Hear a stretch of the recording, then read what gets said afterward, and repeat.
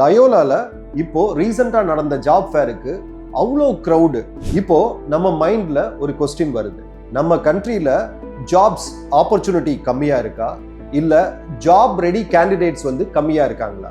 இப்போ நம்ம ஸ்டூடெண்ட்ஸ் எல்லார்கிட்டையும் பிஇ, பிஎஸ்சி, பிகாம், எம்பிஏன்னு ஒரு டிகிரி சர்டிபிகேட் கண்டிப்பா வச்சிருக்காங்க. ஆனா ஒரு கம்பெனி இந்த சர்டிபிகேட்ஸை தவிர இன்னொரு விஷயத்தை எதிர்பார்க்குறாங்க, அதுதான் skill.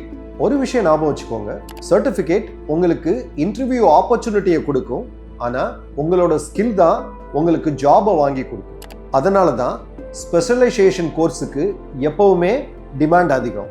Safety, digital marketing, automation, artificial intelligence, இந்த மாதிரியான ஃபீல்டில் ஸ்கில் செட்ஸ் உள்ள பீப்புளுக்கு எப்பயுமே டிமாண்ட் இருந்துகிட்டே இருக்கும்.